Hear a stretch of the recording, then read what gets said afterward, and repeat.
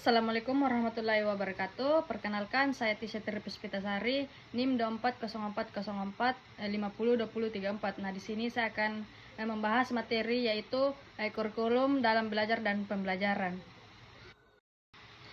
Yang pertama itu pengertian kurikulum. Kata kurikulum berasal dari bahasa Latin yaitu currere, yang berasal dari berarti lapangan lari, yang menunjukkan jarak yang harus ditempuh. Selain itu, kata kurikulum juga berasal dari kata kurikulum yang artinya running course, dan dalam bahasa Prancis kata carter berarti berlari. Nah, dalam konteks atletik, istilah ini dipakai dalam dunia pendidikan untuk menggambarkan sejumlah mata pelajaran atau pengetahuan yang harus dipelajari untuk mencapai tingkat atau ijazah yang tertentu. Secara terminologi, kurikulum adalah sebuah rencana pendidikan yang mencangkup materi pelajaran dan pengalaman belajar yang dirancang secara sistematis. Nah, berdasarkan norma yang berlaku dan dijadikan panduan bagi pendidik proses pembelajaran masuk mencapai tujuan pendidikan. Nah, menurut Dakir, kurikulum mencakup semua program pendidikan mendukung proses pembelajaran.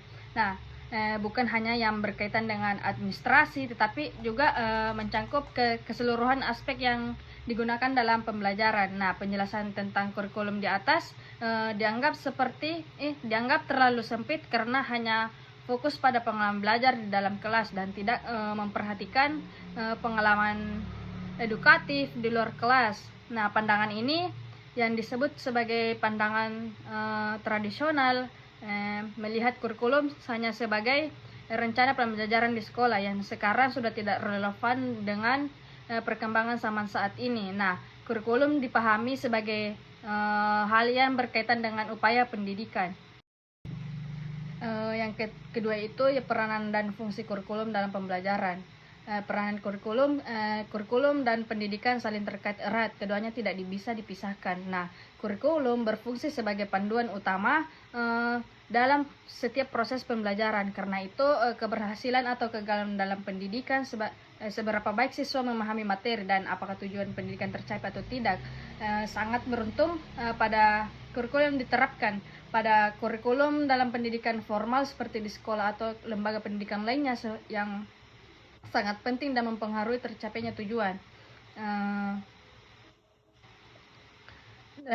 Pendidikan sangat penting karena kurikulum berfungsi sebagai alat untuk mencapai tujuan. Oleh karena itu, peran dan fungsi kurikulum menjadi sangat vital, dan usaha untuk mengelola kurikulum dengan baik dan profesional merupakan tugas yang mudah yang harus dilakukan oleh para pengembang kurikulum. Rino 2010, John Meneil dan Sanjaya 2010 juga menyatakan bahwa kurikulum memiliki 4 fungsi utama. Yang pertama itu fungsi pendidikan umum, di mana kurikulum mempersiapkan siswa untuk menjadi anggota masyarakat warga negara yang baik dan bertanggung jawab. Yang kedua itu fungsi suplementasi, yaitu kurikulum memberikan pelayanan pendidikan yang sesuai dengan keberagaman siswa. Yang ketiga itu fungsi eksplorasi. Nah, di mana kurikulum berfungsi untuk menemukan dan mengembangkan minat dan bakat masing-masing siswa.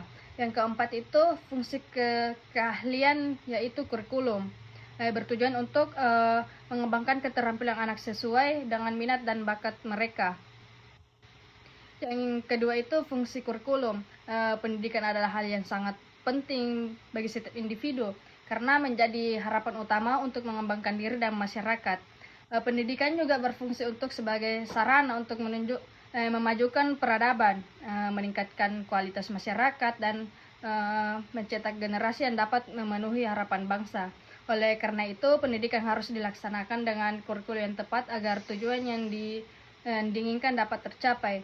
Sebelum membahas lebih lanjut tentang fungsi kurikulum, penting untuk memahami apa yang dimaksud dengan fungsi itu. Fungsi penyesuaian itu fungsi penyesuaian mengandung makna bahwa kurikulum sebagai alat pendidikan harus mampu mengarahkan siswa agar lebih memiliki sifat well adjust, yaitu mampu menyesuaikan diri dengan lingkungan. baik lingkungan fisik. Yang ketiga itu dinamika perkembangan kurikulum di Indonesia. Nah, kurikulum di Indonesia mengalami beberapa kali perubahan. Hal ini disesuaikan dengan perkembangan zaman. Kurikulum yang pernah digunakan di Indonesia itu seperti yang dituliskan oleh Hidayat 2013, diantaranya itu yang pertama rencana pelajaran 1947. Nah, kurikulum ini adalah kurikulum pertama yang diterapkan setelah Indonesia merdeka. Pada waktu itu istilah yang digunakan pada kurikulum melainkan Lerplan bahasa Arab, yang berarti rencana pelajaran tahun 1947 itu ini didasarkan pada Pancasila dan mulai digunakan di sekolah-sekolah pada tahun 1950. Nah, yang kedua itu kurikulum rencana pendidikan. Nah, kurikulum ini dikembangkan pada akhir masa pemerintahan Presiden Soekarno. Pada waktu itu isu yang berkembang adalah tentang konsep yang lebih aktif, kreatif, dan produktif. Nah, karena itu para guru diharuskan untuk membimbing siswa agar bisa menyelesaikan masalah atau problem solving. Nah, pembelajaran ini dilakukan dengan menggunakan metode gotong royong yang terarah. Yang ketiga itu kurikulum berorientasi pencapaian tujuan tahun 1975 sampai tahun 1994. Nah, setelah munculnya keputusan MPR nomor 2 MPR 1973 ini, maka muncullah kurikulum baru disusun oleh pemerintah, yaitu kurikulum 1975. Nah, menggantikan kurikulum sebelumnya. Dalam kurikulum ini konsep pendidikan ditentukan dari pusat, sehingga para guru perlu berpikir untuk membuat konsep pembelajaran yang akan dilaksanakan. Selain itu, terdapat beberapa prinsip kurikulum yang ini diantaranya yang pertama itu berorientasi pada tujuan. Maksudnya ini pemerintah merumuskan tujuan-tujuan yang harus dikuasai oleh para siswa, atau lebih dikenal dengan dikarirkan tujuan pendidikan yang interaksional dan umum, dan tujuan interaksional khusus. Yang kedua itu pendekatan integratif, dalam arti bahwa pembelajaran ini memiliki dan peranan yang menunjang kepada tercapainya tujuan-tujuan yang lebih integratif. Yang ketiga itu menekankan pada efisiensi dan efektivitas dalam hal daya dan waktu. Yang keempat, menganut pendekatan sistem interaksional yang dikenal sebagai prosedur yang pengembangan sistem interaksional PPSI, sistem yang senantiasa mengarah kepada tercapainya tujuan yang spesifik. Dan yang keempat itu tahapan-tahapan implementasi kurikulum dalam pembelajaran. Nah, implementasi kurikulum adalah penerapan kurikulum yang telah dirancang dan disusun dalam bentuk kegiatan pembelajaran yang dilakukan oleh guru di sekolah. Proses ini mencangkup bagaimana kurikulum bersifat teoritis dan diterjemahkan pada pengalaman belajar yang nyatanya bagi siswa. Nah, peran guru sangat penting dalam mengelola dan mengimplementasikan kurikulum di kelas. Yang pertama itu perencanaan pembelajaran. Nah, perencanaan pembelajaran itu adalah langkah pertama dalam implementasi kurikulum yang efektif.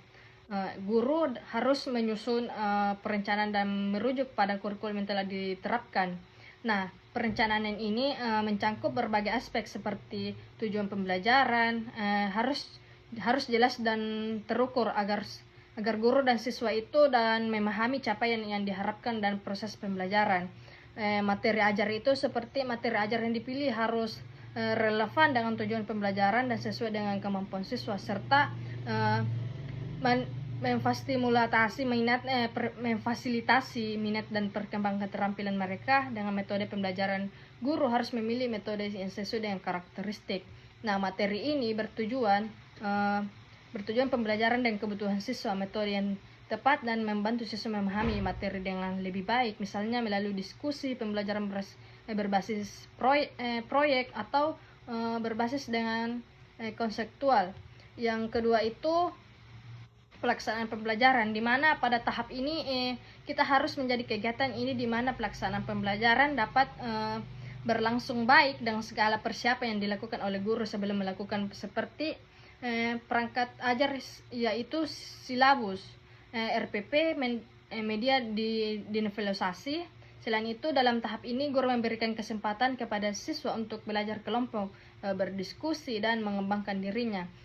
Selain itu, yang ketiga, evaluasi. Tahap ini yaitu proses melaksanakan evaluasi menjadi salah satu faktor penting karena menjadi alat ukur dalam proses pembelajaran. Jika hasil evaluasi baik, maka dapat dikatakan proses pembelajaran berhasil, dan jika hasil evaluasi dikatakan di bawah KKM, kriteria ketentuan minimal, berarti pembelajaran ini harus dilakukan perbaikan. Adapun bentuk evaluasi dalam kurikulum dapat dilakukan sepanjang proses pembelajarannya, itu PH atau penilaian harian, penilaian tengah semester PTS, atau penilaian akhir semester.